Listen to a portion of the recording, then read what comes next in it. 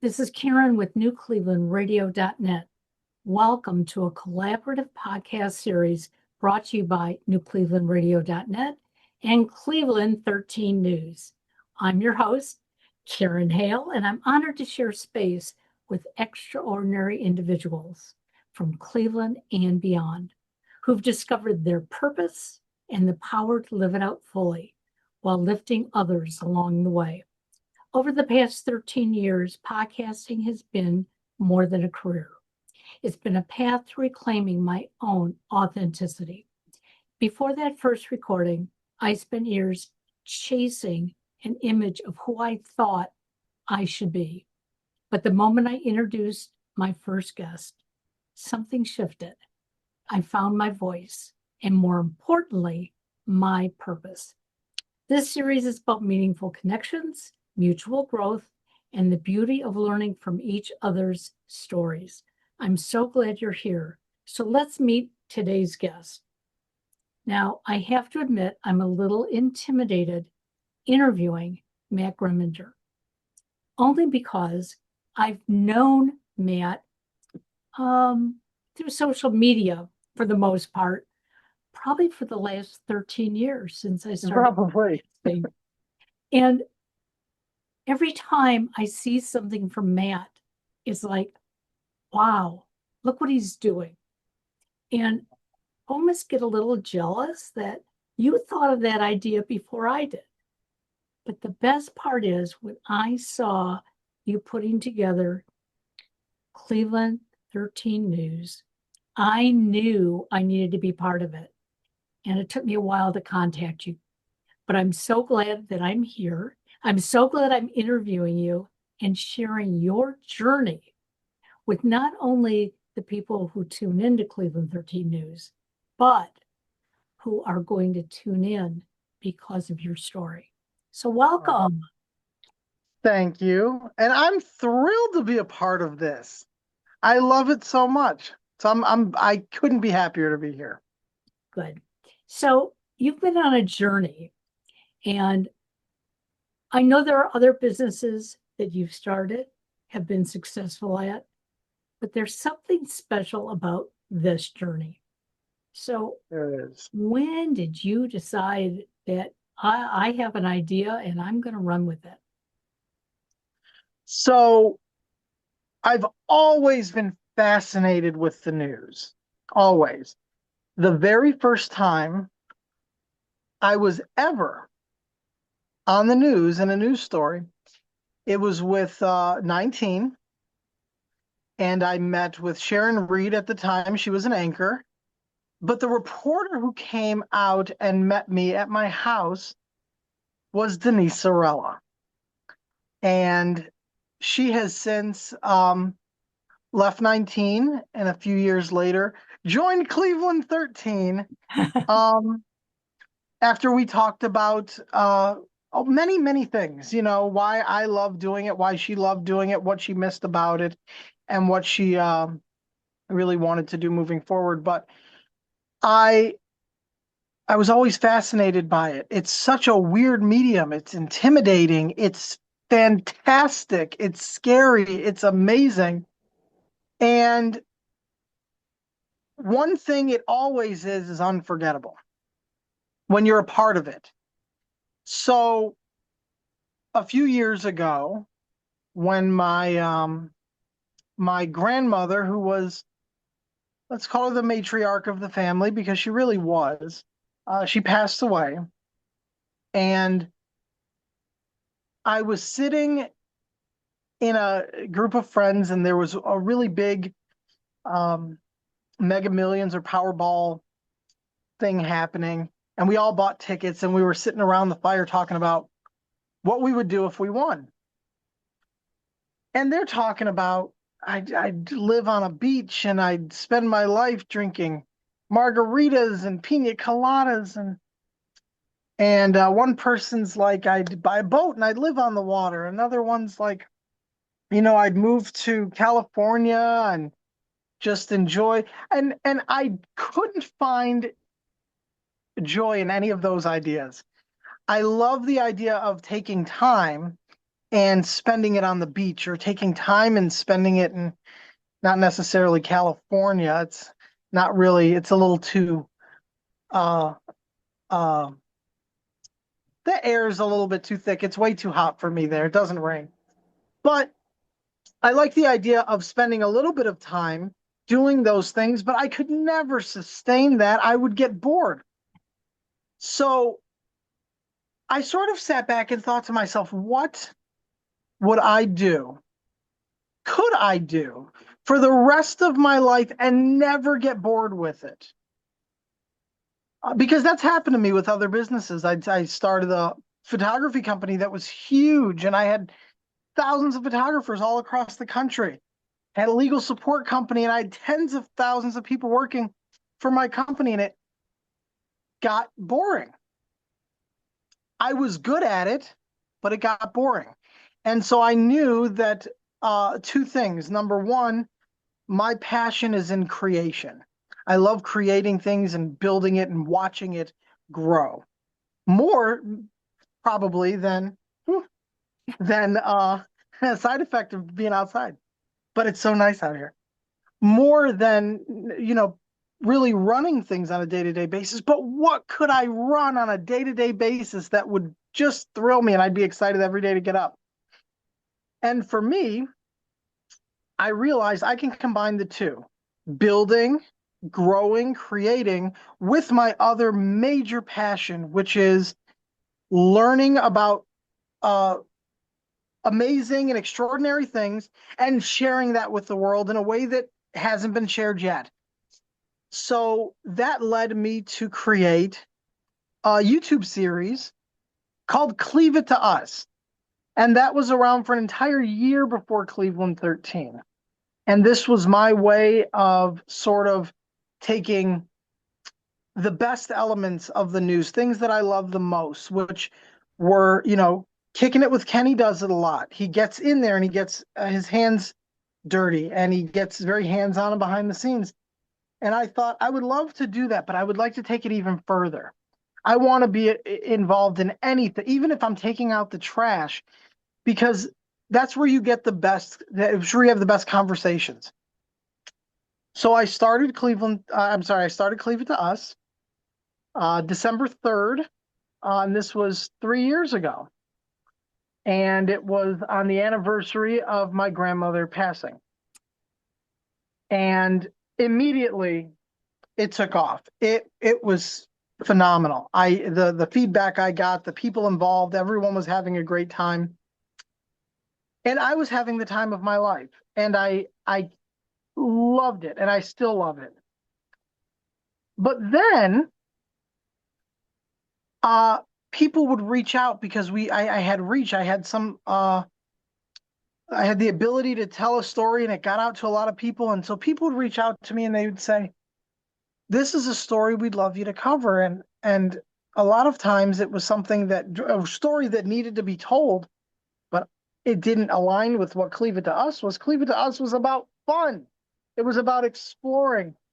And I have a mother who lost her daughter to suicide that reached out and said her story needs to be told. And I couldn't agree more. And I sent her information for all of these people that she could potentially go through to get her story out. And nobody did. And it bothered me. And it sort of stuck with me. I did end up publishing an article, but I kind of felt weird doing it, not because I didn't want to share the story. I really did want to share the story. I just felt like my platform wasn't the right one for it. And this happens so often. So fast forward a bit, we're talking about around the time when the protests and the riots and the unrest in Minneapolis over George Floyd. My office is sort of like a bat cave. I've got 13 screens. And so they're all over the place, and I've got data coming from everywhere. And these protests are happening in Minneapolis, and I've got two screens on this side and two screens on this side. You might have heard me tell this story before because it's important, because this was transformative for me. on these two screens, I had a Fox broadcast and a CNN broadcast of what was going on in Minneapolis. On these two screens, up and down, I had one was a Facebook Live from someone who was there, and another was a TikTok Live from someone else who was there. And I was just absorbing. I was taking in as much information as I could. And then something happened. I saw something happen on a live stream, which was not biased. It was completely third party. I was a fly on the walls. It was as if I saw it with my own eyes. And then 10, 15 minutes later, CNN's reporting about what I just saw happen 10, 15 minutes ago, and they didn't report it accurately. And I know that because I saw what happened. And then I saw Fox report the same thing, different story compared to CNN, but also not what happened. And it bothered me so much. And that in that moment, I said, you know what? There needs to be a change. There needs to be, accountability is a strong word today because we don't see very much of it. But there needs to be trust. We have to know that we can trust the media. And right now, we can't. We can't. The fact of the matter is there's very few trusted, reliable sources. And even those sources publish a lot of op-eds, which I love. Don't get me wrong. But I need things that can be verified, things that make myself a fly on the wall so I don't have to ask any questions after I hear the story or read the story or watch the story. I don't have any questions. So I decided maybe we reinvent the model. I started doing some research and I started really diving into what really makes a good newsroom. And I spoke to friends that I had in the media for years and years and years, my friends like Denise Sorella. I got to talk with Robin Swoboda after my best friend passed away a year after my grandmother did. And it was a lot of death for me. But, you know, these things open up conversations, which you might not want to have at the time, but sometimes they're transformative. And I talked to a lot of people and I learned everything I could about how a newsroom operates. And just like almost any other business I started, and CleNews13 isn't a business, but it's like any other venture I started. I did it because I learned everything I could about an industry and I saw where there were gaps. I saw where there was room for improvement. I really saw that in the news. So I started experimenting and I played around with some ideas and I started talking to people and getting them on board and created a group of advisors that were not just in the news, but they were in the news. They were business leaders. They were nonprofit directors. They were soccer moms. You know, I wanted every demographic represented so that we've got a think tank that's not just one-sided. I wanted people from every political affiliation, for everything. And I pulled this group of extraordinary people together and built up this incredible launch. And it helped. Cleave It to Us helped a lot because by that time I had already met so many new people, and my network has always been insanely massive. I can't go anywhere without running into somebody I know. But it just exploded with Cleave It to Us, and that helped because when we launched Cleveland13, we did the 13 days of giveaways. And everyone that we featured in Cleave It to Us was like, how can we be a part of this? And so that immediately got attention going, and it allowed us to grow from the onset. And that's what we've done. from the launch of Cleveland 13 to right now, we have grown. We have grown, and it just keeps getting bigger and better. And in a nutshell, I tend to get very long-winded. It's okay. You're doing great. But in a nutshell, that's sort of how it came about. This is something that I can do and will do, um, as long as I possibly can, because I'm never going to get sick of it. I'm never going to get sick of it. I don't have the same four walls to look at every day. I'm doing a different story, and it's always something different. And I get to be a reporter and run a news network. You don't see the president of any other news network out there reporting. No, they're sitting in their ivory tower. They're sitting in their ivory towers, and I get it. I get the appeal. But it's way more fun on the ground. It's way more fun behind the scenes. And every day meeting new people and hearing new stories, and you get to be the one to tell their story, and you get to be the one to give them a voice so they can tell their story, and you get to be the one to put that out there. And you get to be the one to come up with the strategy to do it. That's so fun.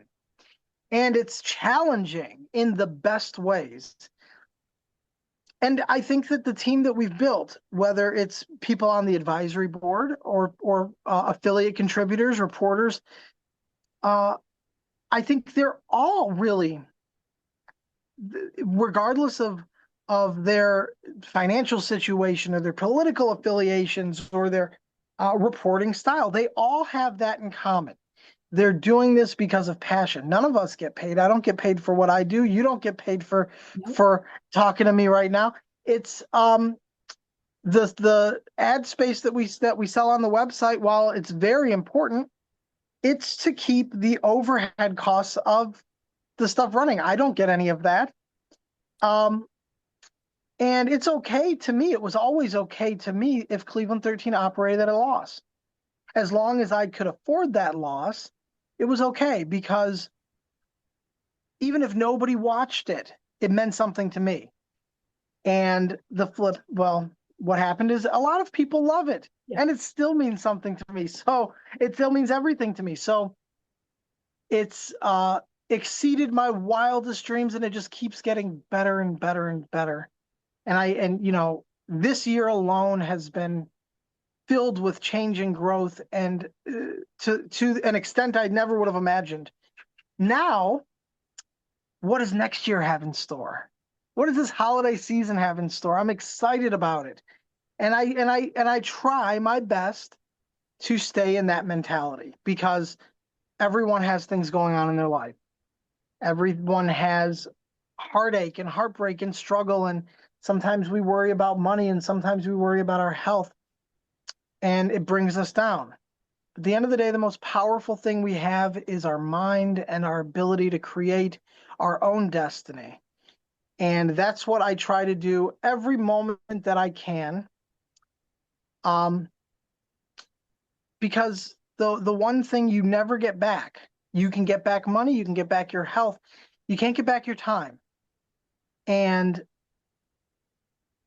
people say, well, life's short.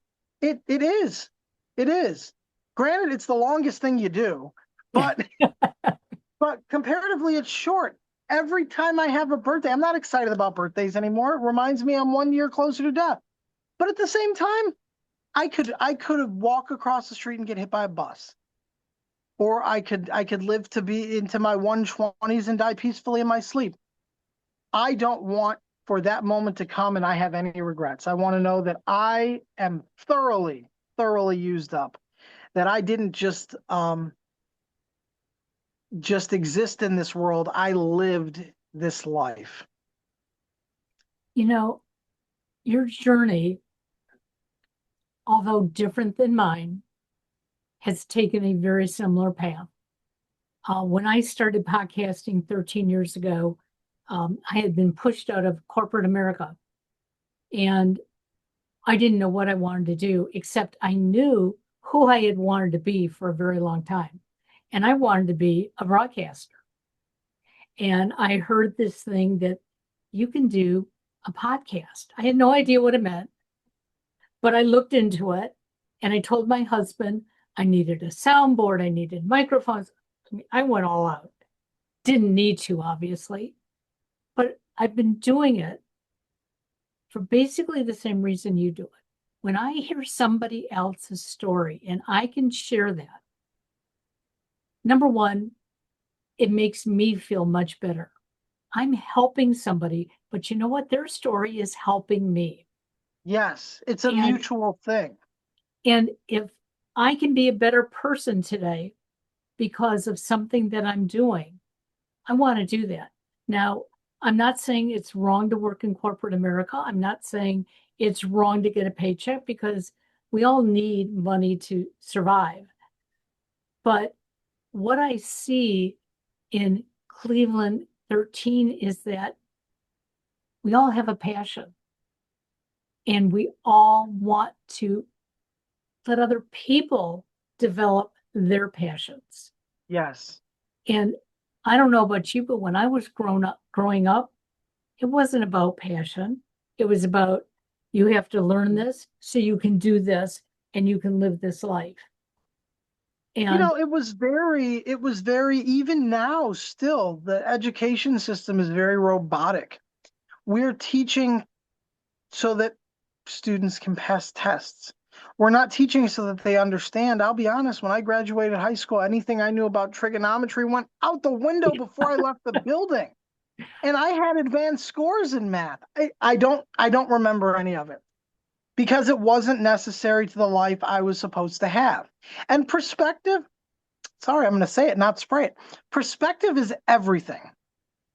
Perspective is everything. And words, and that's another reason I love this so much, and I'm sure you share this with me. Words are some of my favorite things because they can do incredible damage, but they can also do incredible good. They can heal, they can hurt, they can build, they can destroy. And it's all about how you use them. And so I'm surrounded by nature right now. Everything's flying around me. And so that's really what it boils down to. Corporate America is the exact right job for some people. And sometimes I wish that I was destined for a much more simple life, because ignorance truly, truly is bliss. And the older you get, the more you understand that. Ignorance is truly bliss. Knowledge is a burden, but you can't change that. What you can change is your perspective. And so I'll give you a quick example. Fabulous story that's 100% true. In over 100 years ago, 113 years ago, my great grandparents bought tickets to they lived in America, but they weren't in America, and they bought tickets to come home on what was then called the largest ship in the world, unsinkable. And the night before, they loaded up all their stuff. They weren't very well off, but they had enough to be able to buy these tickets third class. So there was no bringing your servants to load your stuff up the day of. They came the night before, their stuff was loaded up, and then it was easier for the majority of the ship, which was third class anyways, to get in unnoticed. They just go right in. And I don't know exactly what caused it. I don't know if they overslept, if traffic was an issue, but they missed it. All of their stuff ended up on the Titanic, but they did not. And I think about that way more often than I probably should, but it's important because I know, and I never knew them. They were greats, But I have to imagine that when that happened, they were thinking, this is the worst day of our lives. Nothing could be worse than this. We blew all of our money on this ticket to get us back home, and we missed it. and we can't afford to get, that was the worst thing that had ever happened to them. And then I imagine how they felt a week later, 2 weeks later, when the news came out that it sank. And you know, I don't know if it was a third, 2/3 of the passengers died, and most of them were third class. Perspective is a lot, and you can't control what you can't control. And you know, sometimes I'm a hypocrite and I get upset about things that I can't control. But we all are. We're human. We're imperfect, and I'm the first to admit I am imperfect. Because perfection isn't really a thing. Right. Perfection is a mindset. And so the happiest people are happy because of their mindset, not because of their bank account. Is it easy to get to that place if you have more money? Maybe, because you can throw money at problems and things that inconvenience you. But it doesn't fix anything. It doesn't fix most things. You know, the ability, it fixes your ability to change the weather. It's snowing here. I'm going to go somewhere warm. I can change the weather. I can change how comfortable I am, maybe, but it doesn't fix relationships and it doesn't fix your passion. And, you know, you can be passionate about something that makes you no money or passionate about something that makes you all the money in the world. But if you're making all the money in the world and don't have the passion, you're not happy. Exactly. Exactly. And sadly, it takes some of us a very long time before we realize that. I have two sons. My youngest son was born on the autism spectrum. People who know him question it, like, really? Like, look what he's done in life. But we were told at the age of 6, don't have any expectations. This kid is not going anywhere. And we followed his passions. He loved music. And from the age of 2, he loved sports. And my husband is not a sports guy, but he learned how to support our son with sports. And it hasn't been easy. And there have been times that we scratched our head and said, why are we doing this? Why don't we Yeah. just listen to the doctors and say, okay, he's going to turn out to be nothing? Well, as it turns out, next week, he starts working for the Ohio State University as their retail sports manager. Kudos to him But and to you. but you don't know that you're doing the right thing when you're doing the right thing. And I'm hoping people will understand that. You do what you think is right at the moment. And you have that opportunity to look back and say, what could I have done differently? Yeah. And Or and and should I do something retrospect, differently? retrospect is the silent killer. It really, I struggle with this more than anything, and it makes me hypocritical, and I understand that because I tell people all the time, don't look at things that have passed and have regrets because you're just wasting your time. And like I said, time is something you don't get back. You're wasting your time on grief and anger and regret. That's just, it's so unnecessary to where you're going. It's, if anything, it's an inhibitor, and I do it all the time. But I'm getting better at it. You know, I'm getting better at it because um, anything bad that's happened in my life that I wish I could have done differently, because of the way it happened, something great came out of it, something that I would never change. And so those are the moments I try and focus on. Had I done things differently, I wouldn't have this. And this is something that I now know I could never live without. Um, and sometimes it's just, and not discounting your gut, not Exactly. discounting your gut, not discounting your ability to communicate and connect with the universe. This is everyone. We all have the ability. And to me, without getting too philosophical or religious even, um, that's what I view God to be. The interconnectedness of everything. That's God. That's the all-powerful, all-knowing, because it's all of us. Yes. And ironically, the Bible kind of supports that. Yes. No matter Absolutely. what Bible you're looking at, that God created man in his image. Well, because we all are a part of an interconnected system, which is God. God is the computer, but it's and to me, knowing that if you're really, really lucky, you get 100 years out of this life, and if you're really lucky, um,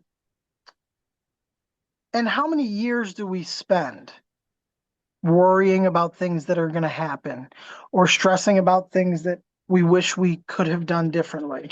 All of that time, if you add it up, would be years and years and years of our life. Absolutely. I did a statistic experiment once when I was in college, and I did the math to find out how much of our lives, on average, an American spends waiting at red lights. And it was over a year. Over a year of our lives are spent on average waiting at a red light. And I want to spend the majority of my life on green. So that's where we're at. And that's what I try to do. And I try to encourage people. And you mentioned that learning people's stories and sharing people's stories does as much for you and me as it does for them. And I'll take it a step further. I love when I get to do this and then I hear somebody's story, and their story I feel like would resonate with somebody else who I met who they would never know. And then Exactly. I introduce them and they're friends forever. These are things that give me a high that no drug could ever touch. This is real. This is real. People tell me, they'll email me, and they'll tell me in person, which is my favorite, when we do an interview or we're done with an interview, that this is the best interview they've ever done or the most fun they've ever had doing an interview. And it makes me feel so good. Not because, I'm definitely proud of the work that I did, but because they saw themselves represented in the way that they wanted, that Exactly. they truly, their story was told in a way that best reflected, better than any other time that they had done this, and that they had fun doing it. And that's why we threw out a lot of rules at Cleveland 13. I literally rewrote the rule book. I published the book on this that I'm hoping ends up in colleges so that they teach a new way to be involved in news reporting and journalism and broadcasting. And sometimes you don't need to reinvent the wheel. Sometimes you need to take flight. Yes. Absolutely. Sometimes the wheel doesn't need to be reinvented when we've got human flight. We need to take off. Sometimes you don't need to think outside the box. Sometimes you need to throw away the box. The box isn't an obstacle. So we threw away the box. The number one rule of broadcasting is don't lose control of the microphone. That's the first rule I threw out. And I'll tell you why. Denise Sorella. First time I was ever on the news, there were big cameras and lights and a cameraman, and they were in my parents' house, and I was intimidated, and I was nervous and scared. I'd never done this before. And Denise is there with their 19 Action News microphone. It was so cool. And I'm like, oh my God, I see her on TV. She's right here. But I was so nervous, and I said, can I take a picture with the microphone, and can I hold the mic? And she goes, yeah. I didn't know that she was breaking the first rule of broadcasting, but she let me take a picture with the mic, and she let me hold it. And then for the first half of that entire thing, I was holding the microphone, and I was in control. This wasn't a live thing. I was in control, and most of the anxiety and the nervousness just went away. And I thought, I've never seen that before. In fact, I've seen the opposite. Especially with Wendy Williams, she was big on that. Never lose control of the microphone. And I thought, the news doesn't need to be about control. And it also doesn't need to be about interviews. Right. I don't want anyone doing an interview with Cleveland 13. We don't do interviews, we do conversations. That's how you learn. And you learn more. This is why I think Cleave It to Us was so successful, is so successful. You learn more having a conversation than you ever will in an interview. I've learned more about a business while talking to the owner while I'm cooking something in their kitchen with them than I've learned just sitting down and talking to them. Because when you're doing something, oh, what's this? This is a cool tool. I've never seen anything like this. What does it do? And then that turns into something else. Well, I found this one time at a shop in India, and they never sold them in America. And now my mind is blown, and the story took on a whole new life. And I live for that. I live for that. So everyone, I've never been a jealous person. If somebody has more than I have or succeeds in excess of my success in the same industry, I don't get jealous. And I really don't really understand jealousy. I understand it's a thing. I just don't have it. But for me, what hits me the most is when people will reach out who are very business minded and they say, you did a story on this and now all the other networks are covering it. Doesn't that really piss you off? And no, I love it. I love it. I don't get jealous if they got coverage of something that we didn't. I don't get jealous if they only heard about something because we did. I'm thrilled for whoever it was that I covered that now they have more coverage. And it happened recently with Lost and Found in Cleveland. Were you there? Did you see that? Yes, yes. So Keith and Marissa, who created that movie, I reached out by accident. I didn't know this movie was a thing. I was looking up something on June Squibb. She was doing something, and I looked it up, and it said that there was an upcoming film she was in called Lost and Found in Cleveland. And I'm like, what is this? I start doing research. Nobody's talking about it. There's a premiere at Cleveland International Film Festival on this date, and it's a month and a half away, and nobody's talked about this. There's a trailer out there, and the trailer blew my mind. I'm like, this is so Cleveland. It looks amazing. So I reached out to Keith and Marissa and the editor and the cinematographer. I reached out to everyone. And they all reached back out and said, we'd love to do a story. So when I sat down with them, they said no other network has reached out. It's coming up. So, we're a little nervous because this is the world premiere, basically. I mean, it had already premiered at a film festival elsewhere, but here in the place, people were going to watch the film largely in a room that it was filmed in. How cool is that? And nobody in Cleveland was talking about it. Yet they all had the opportunity. It was on the schedule for the film festival. So they're telling me this when we're talking. And after the camera stopped rolling, I said, I can't guarantee this, but what happens a lot is when we publish a story, 5's going to contact you, 3's going to contact you, maybe 8 and maybe Cleveland.com, but definitely 5. And most likely you'll get 8 and 3. And we published the story. It was a fabulous story, one of my favorites. And it did. It published. The next thing you know, IdeaStream is interviewing Marissa at her house. She moved to Cleveland after the film. Fox is doing a story, 3, 5, Cleveland.com is doing a story. And at the premiere, I got to see Keith and Marissa there. And Marissa came over to me and she said, nobody knew about this until the story that you did.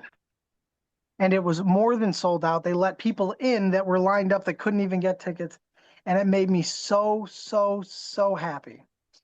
And I made friends, in the process. I've made friends with 85% of the people I've interviewed. But they weren't interviews. They were conversations. And that's what interviews should be. They should be conversations such as if anybody, as you're listening to this between myself and Matt, I know who Matt is. I went out and I read some things about your past, but that's not what this conversation is about. It's about letting Matt tell us what's going on. And Yeah, and for the record, since you looked into my past, I'm not actually a serial killer. That you're was a hoax. not. No, I wasn't. I I'm so wasn't. glad to know that. I am. No, they were all. That But was a I big know hoax, fake news. I know there is something special going on because you you are the president of Cleveland 13 News, right?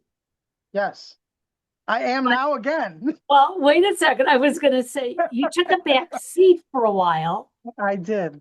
but what's happening now? So now is the big comeback.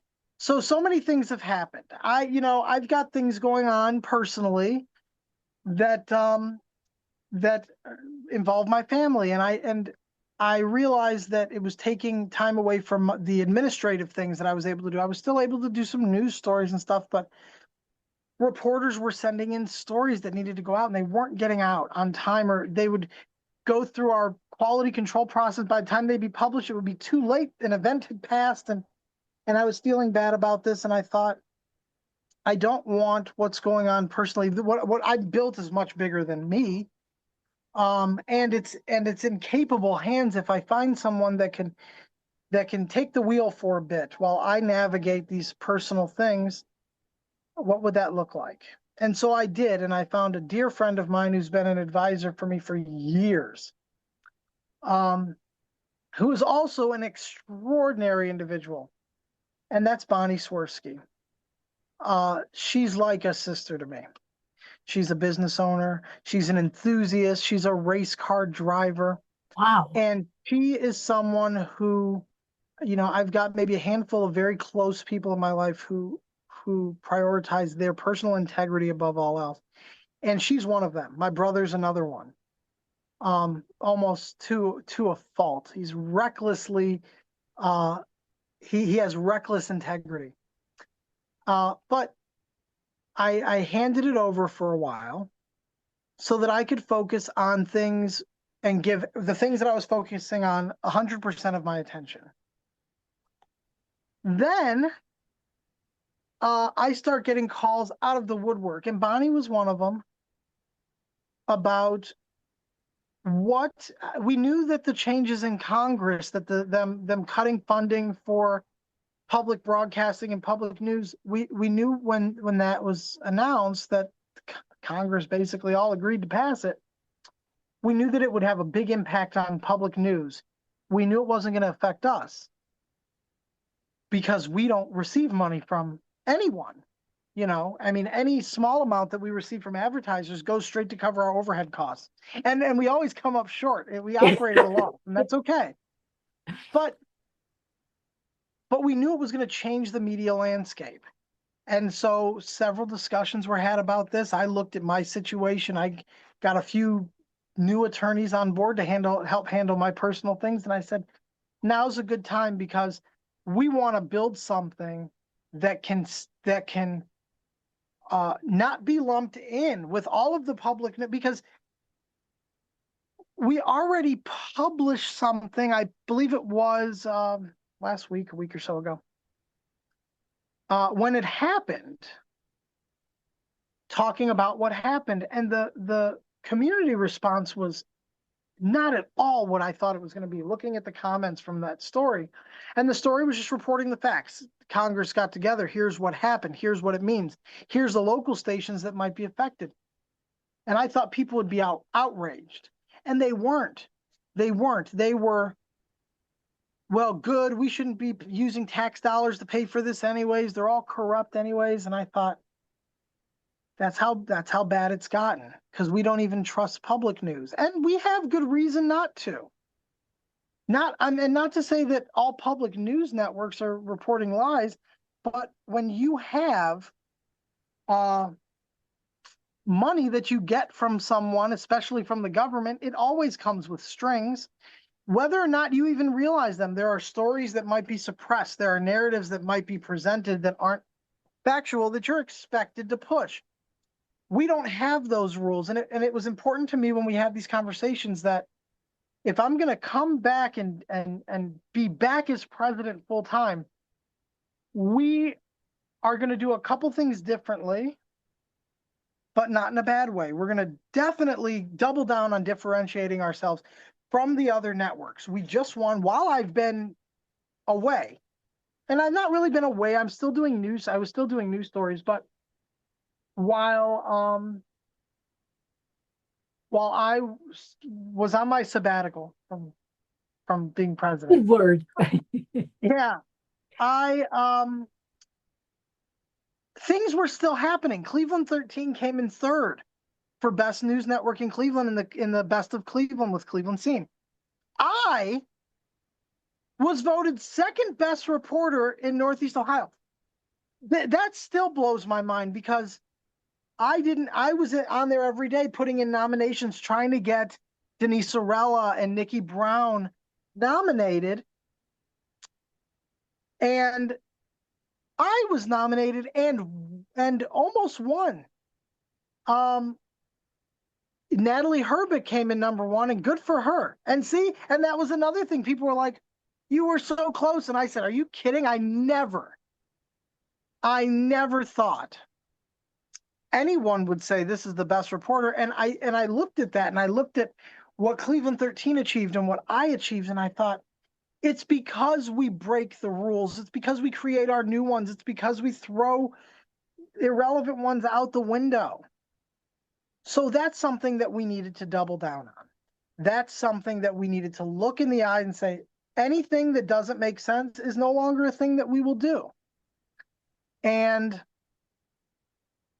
one big thing, and I'll announce it here because it's going to be happening very soon, is looking at the parts of the news that get a lot of attention but don't get a lot of engagement. And whether or not those things are even necessary. And the big one was the weather. The weather's important. We never cared about reporting it because all the other networks are reporting the weather, and they get their information from National Weather Service anyways. But it's the most viewed thing on most news networks, but the least engaged. And it's because it's boring. Let's be real. It's going to rain, it's going to snow, it's going to be sunny, whatever. We just need to know what it's going to be. We don't care. We just need to know. And then I thought about one of our affiliates, Gary Tollett, who owns WOBL and WDLW in Oberlin. And Denise Sorella also reports the news on the airwaves with those stations. And this is what I mean, a network, and it all intertwines. And he has this traffic report that's just hilarious. It's absolutely hysterical. It has nothing to do with the traffic, but it's so funny. And I was thinking, you know what? We could do that with the weather. Why not? Why not? Why not make it so enjoyable that you look forward to the weather report? That it should be funny, that it should be goofy, that it should be accurate. And when it can't be accurate, when there's some type of sort of ambiguity or uncertainty with the weather, saying that. That's so important, saying that. Like, look, we're looking at the National Weather Service, and they're saying it's supposed to rain. But the Farmer's Almanac says it never rains on the second Tuesday of April, so... You know, we're gonna summon the spirit of Dick Goddard and hope he can help us get through, making it fun, making it enjoyable, because there's no reason for it not to be. Again, life is short. We should be smiling as much as humanly possible, and that's a way to do it. If there is a time and a place for sad things, and a very serious time for those things. If there's something that happened that's devastating, people should know about it. But if there's something that's happening that's not devastating, that's not scary, and it's not meant to be, make it enjoyable, because you're going to understand something more that you had a positive experience receiving. Absolutely.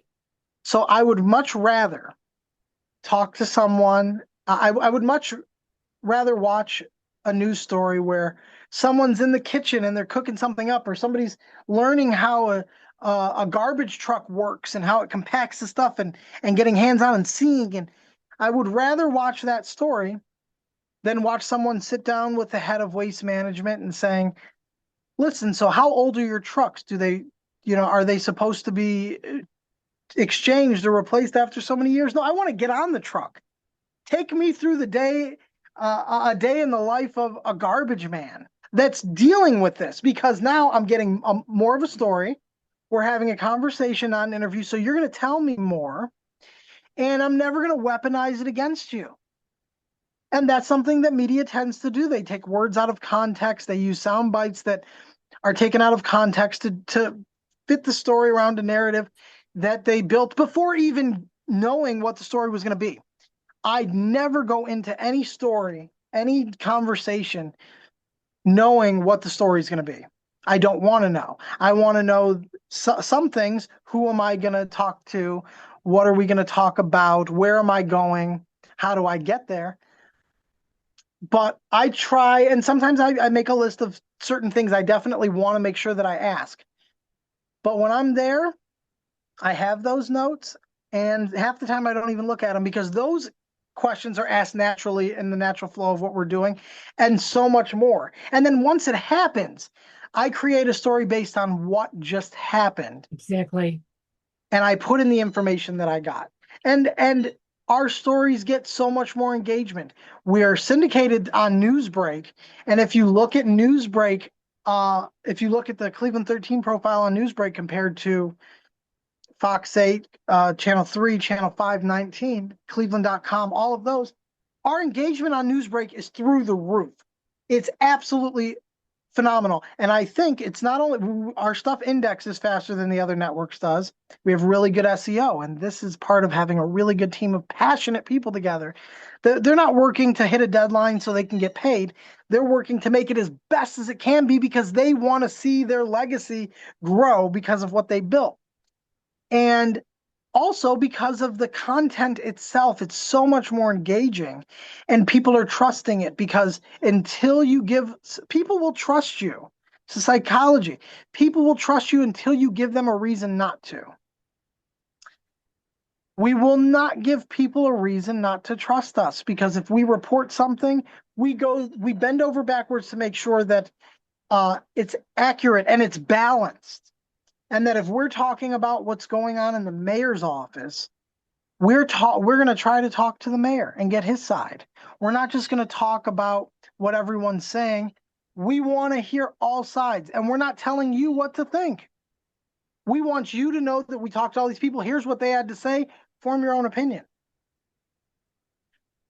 Well, That's the best news. that That's is. the best news. So your purpose, your power, and your journey to authenticity is Cleveland 13 News.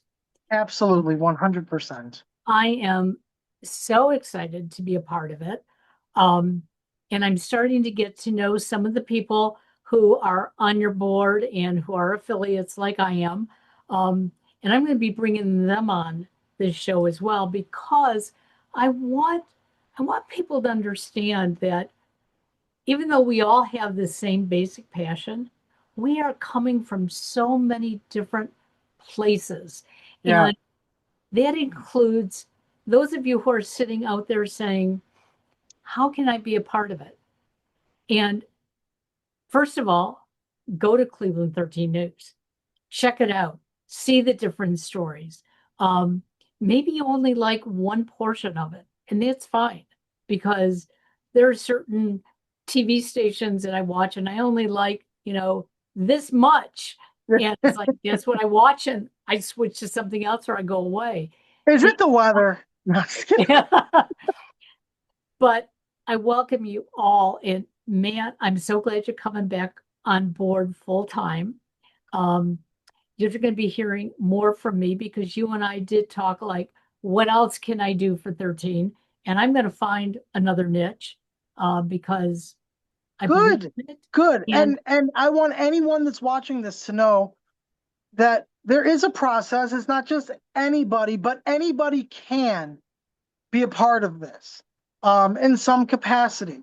People, you guys send us stories all the time, and a lot of the time we pursue them. So I mean, some of them don't. We can't guarantee that anything gets published, but we look into everything that's sent to us. And sometimes people have a passion and they're just doing it alone and don't think that they have uh, the ability to make it bigger. You do. You do, and it's never too late. And I tell people all the time, one of the things I don't like, and I don't have a problem with any of the other Cleveland networks. In fact, we're the only network that shares their stories. If we do a story and somebody else is covering it as well, we'll put links to their story at the bottom of our articles and say, other news on this subject can be found at Fox 8 and Channel 3. And the links are right there. We're the only news network that does that because it's not a competition to us. We're not looking for ratings or placement. It's about getting the information out there. And if that means you got to get that information from Fox 8, you get it from Fox 8. Absolutely. But we're not going to share a link to something that we know might be misleading or something. We're sharing balanced and truthful and honest and integrity-based content. So I think this is important because anybody can be a part of this. And that could be as an affiliate. It can be as just a guest contributor. Maybe you are someone who wrote something up, or you have a story in mind, or you just have a tip and you see something going on and you have the video from it. We want people to see what you saw. If you thought it was important enough for you to take your time to think about it, you're not alone. Absolutely. And that's a really important distinction. If you have a question, you should, and I don't like the idea that anyone would have any questions about most things after watching a Cleveland 13 news story. Because if you have a question about something, then chances are many other people have the same question. And that's why the approach that we have, the very hands-on approach that we are going through the process like a viewer, because that's how we're going to get the answers to all of the questions that we want. And we encourage people, if you see us out filming, even if it's me, especially if it's me, give us wait until the cameras are off, but come over and say hi. We can do selfies and we'll tag you on Cleveland 13. This is a community effort.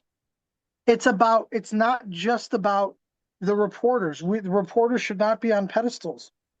We get to have the coolest job in the world.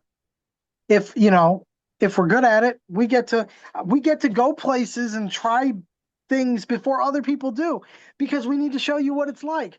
That's the coolest job in the world. I'm not going to sit here and try and downplay that like, oh yeah, it's a job. It's not.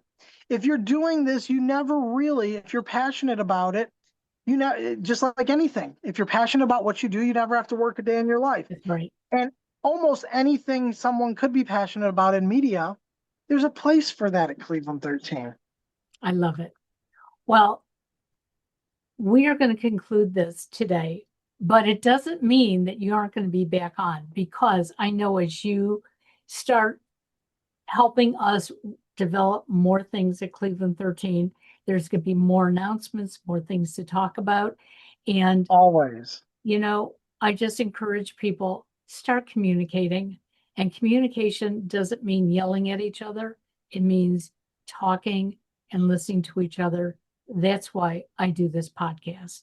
Matt, you're wonderful. Have a beautiful you're wonderful day. Well, thank you. You've made my day. I'll talk to you soon.